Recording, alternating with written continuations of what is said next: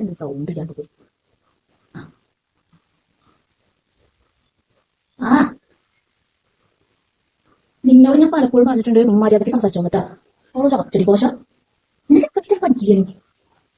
എന്താണ് നീ ഓളെ മര്യാദ നീ സംസാരിച്ചോ? ആൾക്കാരെ സംസാരിക്കാൻ സംസാരിച്ചു നിന്റെ ഒരു അച്ചടി ഭാഷ എന്നാ അത് കണ്ടിരുന്നു. എവിടെയാ കാണിട്ട് തരുവോ? ഞാൻ എന്റെ മകളെ കാണിച്ചാൻ തരുന്ന മരിക്കൊന്നു എടി, നീ നമ്മളെ ഈ അടുത്തുള്ള മാമന്റെ വീടില്ലേ, അവിടെ ഈ പായസം കൊണ്ടുകൊടുത്ത് ഞാൻ ഉണ്ടാക്കിയത് അവന് ഭയങ്കര ഇഷ്ടമുള്ള പായസം. നീ അത് അവിടെ കൊണ്ട് കൊടുത്തിട്ട് കേട്ടോ. ആ വെയിലാക്കിട്ട് പോയാൽ മതി. ചിലപ്പോഴും കൂടുന്ന എന്താ മാപ്പ് കാണാൻ പെണ്ണെ, നീ എന്റെ അടുത്ത് മേടിക്കും ഒരു മാപ്പ് പോക്കും. ഈ അടുത്ത വീട്ടിൽ മലയാളത്തെ ഉള്ള മാമന്റെ വീട്ടിൽ പോകാനാണ് അവർക്ക് മാപ്പ്. ഒരു മാപ്പ് നീ ഇതുവരെ പോയിട്ടില്ല. ഞാൻ അവനോട് ലൊക്കേഷൻ അയച്ചു തരാൻ പറയാം. ഫോൺ ചെയ്ത് നോക്ക്, ഗൂഗിൾ മാപ്പിൽ ഉണ്ടാവുന്നേ.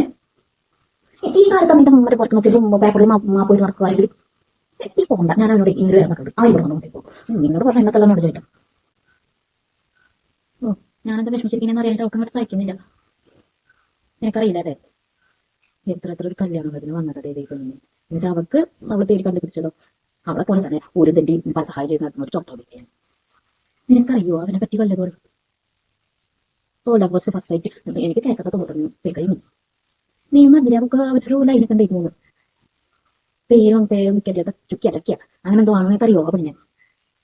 അവന്റെ ഫ്രണ്ടാ, ബെസ്റ്റ് ഫ്രണ്ട്. ആ ബെസ്റ്റ്, അവരുടെ ബെസ്റ്റ് ഫ്രണ്ട്സ് ഒക്കെ ഇങ്ങനെ അവർ നമ്മുടെ ഇഷ്ടത്തിലിരുന്നു. പിന്നെ എന്തുണ്ടായെന്നൊന്നും എനിക്കറിയില്ല. അതിനെ പോയിട്ട് അപ്പൊ ആ പെണ്ണിന്റെ പേരൻസിന്റെ അച്ഛനെ വിളിച്ചിരുന്നു. അവളെ ചതച്ചു എന്നൊക്കെ പറഞ്ഞിട്ട്.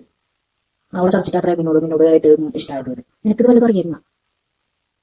അതവന്റെ എക്സ് അല്ലേ എന്നാ? എന്റെ ദേവി, എന്തിട്ട് കേടാണ്. ഈ കാര്യത്തിലൊക്കെ അവൾ അപ്ഡേറ്റാ. ബാക്കിയുള്ളതിനെ മാത്രമേ ഉള്ളൂ പഴയ കാലത്ത് തന്നെ ജീവിതം അല്ലേ? എനിക്ക് ദേഷ്യം.